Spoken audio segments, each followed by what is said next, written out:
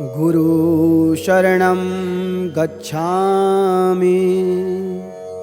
गुरु शरणं गच्छामि। ओम नमो नारायण। आदिगुरु टीम के सभी दर्शकों का आदिगुरु टीवी से जुड़ने के लिए हम हृदय से आभार व्यक्त करते हैं। जैसा कि आप सभी जानते हैं कि आदिगुरु टीवी की टीम पूज्य संत महात्माओं एवं दिव्य आत्माओं के अलौकिक सत्संग एवं दिव्य स्थानों का भ्रमण कर उनकी आध्यात्मिक शक्तियों एवं आध्यात्मिक महात्म्य का प्रचार प्रसार करती है।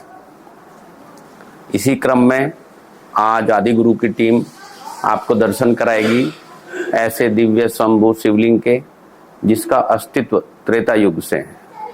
इसी क्रम में हम आपको दर्शन कराते हैं आदिगुरु भगवान शिव के इस पवित्र धाम के, जिसको पूरा महादेव या परशुरामेश्वर के नाम से भी जाना जाता है।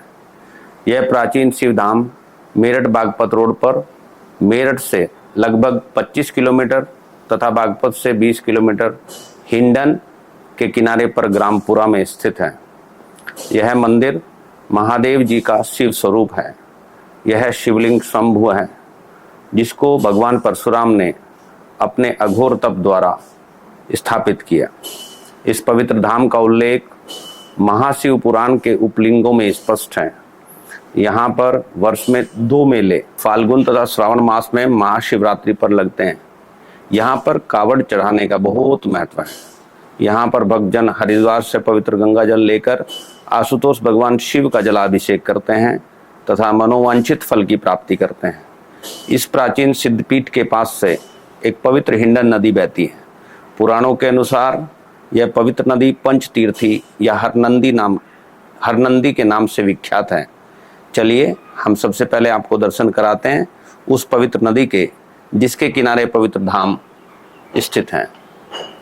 इस पंचतीर्थी और हरनंदी नदी की विशेषता यह है कि इस नदी के किनारे दिव्य संत महात्माओं ने अपनी आध्यात्मिकता के चरम को स्पर्श किया। आइए अब हम आपको लेके चलते हैं मंदिर के प्रवेश द्वार की ओर। और मंदिर के प्रांगण में हमें देखने को मिला दिशा फाउंडेशन के द्वारा भगवान आशुतोष की मनमोहक चित्रकारी, जो कि सभी भक्तों की श्रद्धा को और अधिक बढ़ा रही है। पुराणों के अनुसार जिस स्थान पर यह पूरा महादेव परशुरामेश्वर मंदिर स्थित है, यहाँ पर कभी कजरी वन हुआ करता था। इसी वन में जगदम्बिनी ऋषि अपने पूरे परिवार के साथ अपने आश्रम में निवास करते थे। भगवान परशुराम ने भगवान शिव को गुरु माना। भगवान परशुराम भगवान विष्णु के 6ठे अवतार हैं। इस कलयुग में भगवान विष्णु के अवतारों द्वारा स्थापित 2 शिवलिंग हैं, जिनमें भगवान परशुराम द्वारा स्थापित यह शिवलिंग और भगवान राम के द्वारा स्थापित रामेश्वरम शिवलिंग है। विष्णु पुराण के अनुसार भगवान परशुराम जी का मूल नाम राम था, किंतु अपने गुरु देवाधिदेव महादेव से आशीर्वाद स्वरूप परशु नामक अस्त्र भी यहीं पर उन्होंने प्राप्त किया तथा इसी स्थान पर राम से परशुधारी राम बने थे। भगवान परशुराम समस्त अलौकिक एवं परालौकिक शक्तियां तथा फरसे को भी भगवान शिव के आशीर्वाद से इस पवित्र स्थान पर प्राप्त किया। स्वयं भगवान परशुराम की अपने विषय में मान्यता थी कि उनके आगे 4 वेद हैं, यानी वो वैदिक संस्कृति को मानने वाले हैं और उनके कंधे पर धनुष और हाथ में फरसा है। उनकी मान्यता थी कि मैं क्षत्रिय धर्म का भी पालन करने वाला हूँ और कराने वाला हूँ। ब्राह्मण होकर श्राप देने की तथा वरदान के माध्यम से उद्धार कर देने की शक्ति मुझ में निहित है। इसलिए भगवान परशुराम ने घोर तप किया। अपने गुरु आशुतोष भगवान शिव को लिंग रूप में स्वयं ही स्थापित कर उनकी घनघोर तपस्या की। उनकी भक्ति से प्रसन्न होकर भगवान शिव ने परशुराम जी को आशीर्वाद स्वरूप परशु नामक अस्त्र प्रदान किया। परशु नामक अस्त्र प्राप्त करने के पश्चात राम से परशुधारी राम बने थे परशुराम। यह इस पवित्र धाम की मुख्य धार्मिक और ऐतिहासिक विशेषता है।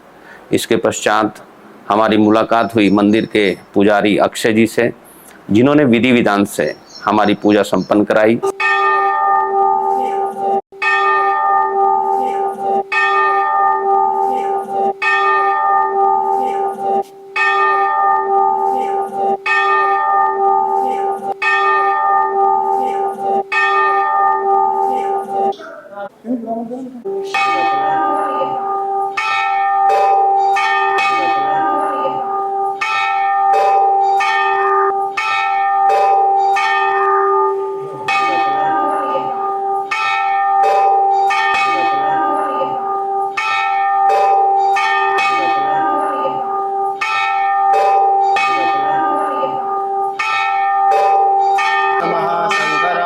भास्कराय च नमः शिवदाय च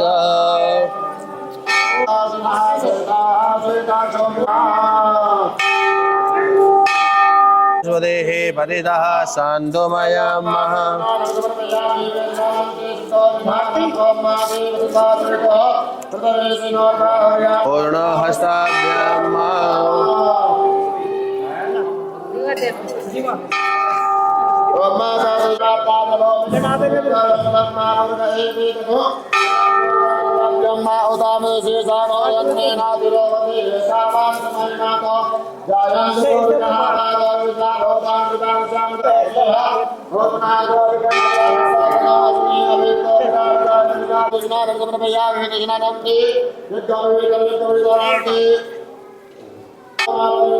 वंदे जगद्गुरुनां वंदे वंदनभूषणं वंदे पशूनां पदे वंदे सूर्यवंदनां वंदे मुकुन्दाप्रिया वंदे भक्तजनासेवजवरदा वंदे शिवं शंकरं मित्रासमारिसिति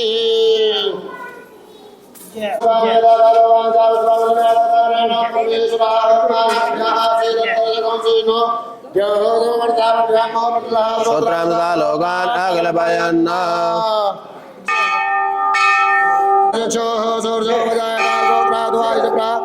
मुखादनिरजायता देवी प्रवण्णाति हरे प्रसीदा प्रसीद माता जगलोकलस्य प्रसीद विश्वे प्रसाद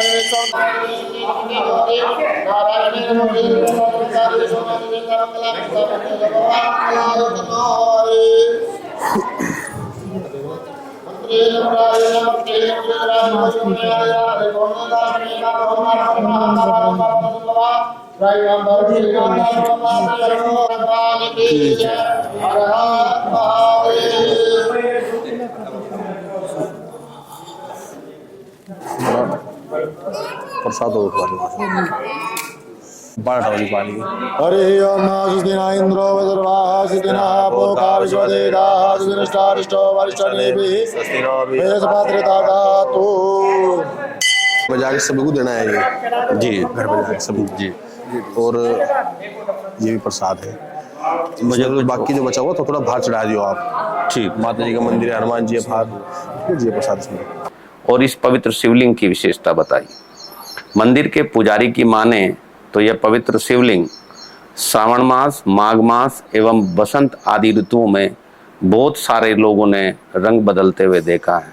यह श्रावण मास में हरे रंग का, सर्दी में काले रंग का एवं गर्मी में लाल रंग का होता है। उल्लेख महाशिव पुराण के उपलिंगों में स्पष्ट है। इस प्राचीन सिद्धपीठ के बारे में ऐसी मान्यता है कि जो भी शिव भक्त श्रावण और फाल्गुन के माह में हरिद्वार से पैदल मां गंगा के पवित्र पावन जल से परशुरामेश्वर शिवलिंग पर जलाभिषेक करता है, भगवान भोलेनाथ उस भक्त की सभी मनोकामनाएं पूर्ण कर देते हैं। इस पवित्र धाम की एक विशेषता है कि जो भी भक्तजन यहाँ पर मां गंगा के पवित्र एक लोटा जल को अर्पित करता है, उसके जीवन की समस्त समस्याओं का समाधान मिल जाता है। अर्थात यहाँ पर चढ़ाया हुआ एक लोटा जल है जीवन की सभी समस्याओं का हल। ये इस पवित्र धाम की मुख्य विशेषता है।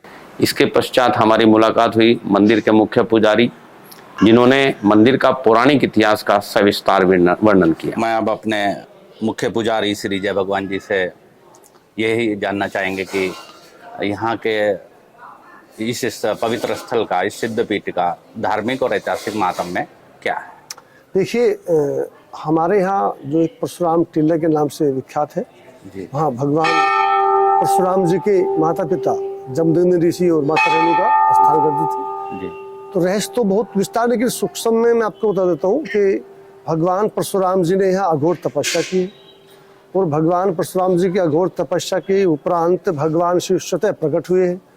और जब स्वतः प्रकट हुए तो उन्होंने भगवान परशुराम जी को वर मांगने के लिए, तो उन्होंने वर प्राप्त करने के लिए उन्होंने अपनी माता को पुनः जीवित होना। तो ये विषय, ये मैं हेडिंग तो यही है भगवान परशुराम जी द्वारा। उसके बाद फिर मंदिर में शिवलिंग में मतलब ये परिवर्तन, उद्देश्य क्या है कि भगवान परशुराम जी ने यहाँ घोर तप क्यों किया जी।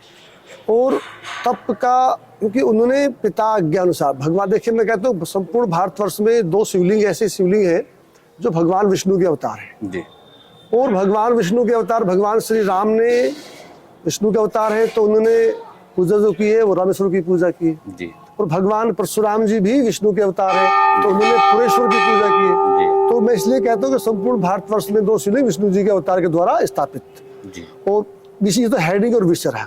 जी ये पूजित और इतने सिद्ध पीठ क्यों है कि भगवान जहाँ स्वयं विष्णु के अवतार ने स्वयं तपस्या की और भगवान आदि भोलेनाथ प्रकट हुई हो जी तो ये यहाँ का विषय है जी। कि जब माता रेणुका प्रत्येक दिन कच्चा घड़ा बना करके सिंधु नदी से अपनी कुटिया में प्रस्थान करती थी तो एक दिन राजा सहस्त्रबाहु की फौज इस नदी के हिंड नदी के किनारे पर आकर के रुकी हुई थी। जी जब वो वहां गई तो उसने पूछा ये फौज इतनी लंबी फौज किसकी है तो उसने कहा ये राजा सहस्त्रबाहु की फौज है। सहस्त्रबाहु राजा हाँ। सहस्त्रबाहु की हाँ जी अब सहस्त्रबाहु की फौज को सुन के उन्हें कि हमारे तो नाती है क्योंकि वो उनके साड़ू थे जी भेड़ों लगते थे तो उनको जिज्ञासा मन में हुई तो वो जो घड़ा बना रही थी उस घड़े का ध्यान कहीं और था और मन कहीं और चला गया। जी तो बनाते समय कि काश हम भी राजा होते तो हम अतिथि सत्कार करते जी क्योंकि मैं ऋषि पत्नी हूँ जी। और राजा की पत्नी उनकी जो बहन थी वो राजा पत्नी है जी। और मैं हूँ एक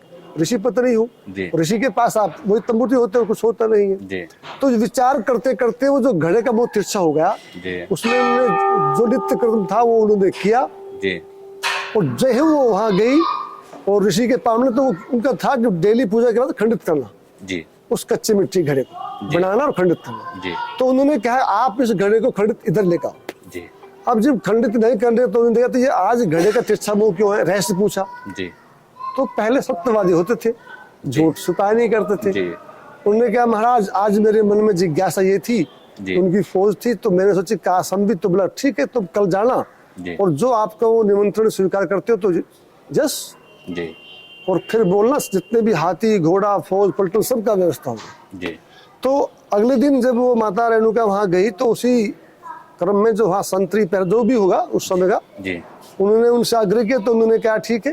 उन्होंने वो निमंत्रण स्वीकार किया और स्वीकार के बाद 5 मिनट के उपरांत ही जी ऋषि कुटियों में प्रस्थान करने के लिए आदेश दिया। जी तो इतनी सुंदर व्यवस्था देख करके राजा 5 मिनट में हजारों लोगों की व्यवस्था जी और बड़े सुंदर तरीके से बड़े सुंदर उससे जी तो वो उनका रहस्य पूछ बैठे। अब उस रहस्य में उन्होंने कहा कि 2 रहस्य हैं कामधेनु गाय की कृपा से सब काम हो रहा है और कुबेर भंडारी जी जी तो राजा को बुद्धि क्या ना मति हरणम गिरजा शरण मति जब हर जाती हरणम गिरजा शरणम अगर जो गिरजा शरण में आ जाए अति सुंदर जी गुरु मति जब हरण हो जाती तो अगर हम मति जब हमारी खराब हो जाए तो किसी भगवान के शरण पहुंच जाए गुरु के पास तो सुधार हो सकता है। जी लेकिन वहाँ गुरु भी था लेकिन मति कुबुद्धि हो गई। जी तो अब उन्होंने कहा कि ये तो राजाओं के पास होनी चाहिए कामधेनु गाय जी कुबेर भंडारे तो राजाओं के पास होने चाहिए साधु के पास क्यों। जी तो उसने क्या महाराज ये साधु संतों की ही कि उसकी करने के लिए उसी को होता है आह्वान होता है उसे होता है। अब जब उन्होंने मतलब विसर्जन किया विसर्जन करने के उपरांत तो कामधेनु गाय अपना प्रस्थान के लिए कुबेर भी अपना प्रस्थान कर गए। जी तो आज का मैंने मतलब एक ये मेरा स्वयं का श्लोक है जी कि जब चोर को जी धन ना मिले तो गृह स्वामी को पीटता है। ये आज का है। उस समय का मैंने संज्ञान मैंने लगाया कि जिस घर में धन अधिक मिल जाता हो वो बच जाता है क्योंकि वो उसमें धन में अड़ जाता है। जी जी तो जब वहां उनको कामधेनु गाय और कुबेर भंडारी की कृपा उन पर नहीं हुई जी तो उन्होंने क्रोधवश माता रेणुका का हरण किया है जी और गुस्से में उनको उठाया और अपने कारागार कुंडों में डाल दिया। जी प्रातः स्मरण जब हुआ तो उसमें उनकी बहन ने उनको आग्रह किया तो उनको वो बंदी मुक्त कर दिया। जी जैसे ही बंदी मुक्त हुई और आश्रम में पहुंची तो ऋषि ने बताया तो ऋषि पत्नी रेणुका ने स्वयं अपने आप को अपवित्र मानते हुए उन्होंने मृत्युदंड का आग्रह किया। तो ऋषि ने अपनी पत्नी का आग्रह स्वीकार करते हुए भगवान परशुराम जी के द्वारा ये कृत्य कराया कि अपनी माता का धड़ अलग करें। जी तब भगवान परशुराम जी ने मतलब पवन वेग से आए और उन्होंने कहा क्या आज्ञा है बोला माँ का धड़ अलग करना है तो उन्होंने वो कृत्य किया। करने के बाद फिर जो शास्त्र में जो लिखा है जी कि माता पिता जी की सेवा करते करते भी ऋण मुक्त नहीं हो पाते हैं जी तो उसका जो रहस्य था वो उन्होंने पूछा जी तो उन्होंने कहा बिल्कुल ठीक है। जी जब हम माता पिता की सेवा करते करते ऋण मुक्त नहीं हो सकते। जी तो आपने तुम हत्या कराई है। जी तो तब भगवान परशुराम जी को आदेश किया उनके पिता ने कि ये जो कंजरी वन है, जी इस वन में तपस्या करिए, भगवान शंभु स्वयं आएंगे और तुम मांगना मांग लेना। तब भगवान परशुराम जी ने तपस्या करी जी और तपस्या भगवान से प्रकट हुए, वरदान मांगा, मांगे वरदान। तो भगवान परशुराम साधारण व्यक्ति तो नहीं थे, जी। धन मांगते। जी उन्होंने कहा मेरी माता को पुनः जीवित कर दीजिए, मेरा यही आपसे। तो जी। भगवान परशुराम जी की वाक्य को यथासंभव यथास्तु बोले जी और कहे एक वरदान और मांग लीजिए। जी तो उन्होंने कहा इस संसार कल्याण हेतु जी आप यही विराजमान हो गई। तो भगवान शिव पिंडी रूपी आपके अंदर विराजमान हो गए। तब से ये भगवान शिव पुरा महादेव के परशुरामेश्वर नाम से विख्यात हुआ है। जी। तो ये इनकी सोच में बड़े कहा और ये सिद्ध पीठ है। हमारे जो शंकराचार्य है, जोशी मठ के शंकराचार्य जी, जी उन्होंने अपने मुखार विंदम से सन 70 में कहा है जी कि पुरा महादेव ज्योतिर्लिंगों का कमिश्नर है। ये मैं नहीं बोल रहा हूँ, ये जगत गुरु शंकराचार्य कृष्णबोध महाराज जी के मुखार विंदम से जी कि ज्योतिर्लिंगों के जो पुरा महादेव जी हैं वो कमिश्नर है। कमिश्नर है। कमिश्नर जी है। जी तो ये मतलब तभी से लेकर के आज तक हरिद्वार हर की पैड़ी से लेकर पुरा महादेव में लाखों लाखों से भक्त जलार्पण करते हैं। यहाँ की माता। जय श्री राम, हर हर महादेव। अब हम मिलेंगे अपने पूज्य गुरुदेव महंत करण गिरी जी महाराज, जो लगभग विगत 40 वर्षों से पूरा महादेव मंदिर पर साधनारत है और उनके अध्यक्षता में श्री श्री भंडारा नक्षत्र का उत्तरदायित्व भली भांति सुचारू रूप से संचालित हो रहा है। और पूज्य गुरुदेव के आशीर्वाद से यहाँ पे सब भक्तजन अपनी मनोकामना पूर्ण करने के लिए गुरुदेव के दर्शनार्थ आते रहते हैं और पूज्य गुरुदेव उन्हें अपने सुचारू मतलब अपने आशीर्वाद से उन्हें कृतार्थ करते रहते हैं। बहुत बढ़िया।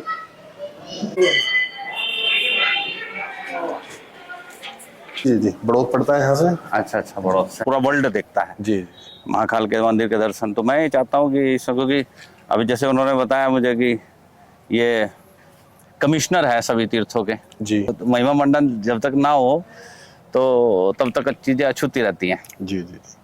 प्यारे भक्तों, भगवान परशुराम ने जिस स्थान पर आदि गुरु शिवलिंग की स्थापना की, वहाँ पर एक मंदिर भी बनवा दिया। समय बीतने के साथ वह पवित्र मंदिर खंडरों में बदल गया और वहाँ पर सिर्फ एक मिट्टी का टीला रह गया। काफ़ी समय बाद लंडोरा की रानी हाथी पर बैठकर इस स्थान के भ्रमण के लिए आई तो उनका हाथी एक विशेष स्थान पर आकर रुक गया। महावत की लाख कोशिशों के बावजूद हाथी वहाँ से नहीं हिला। तब रानी ने उस विशेष स्थान की खुदाई करने का आदेश दिया। खुदाई के दौरान वहाँ पर एक शंभू शिवलिंग प्रकट हुआ, जिसकी दिव्यता से प्रभावित होकर रानी ने उस पवित्र स्थान पर एक मंदिर बनवा दिया, जो कि आज परशुरामेश्वर मंदिर के नाम से विश्व विख्यात है। इस आदिगुरु शिवलिंग की आध्यात्मिक महत्ता से प्रभावित होकर इस पवित्र स्थान पर जगतगुरु शंकराचार्य स्वामी कृष्ण बोध आश्रम जी महाराज ने घनघोर तप किया तथा जगतगुरु जी की कृपा एवं अनुकंपा से पूरा महादेव समिति का गठन हुआ, जो इस मंदिर का संचालन बहुत सुचारू रूप से कर रही है।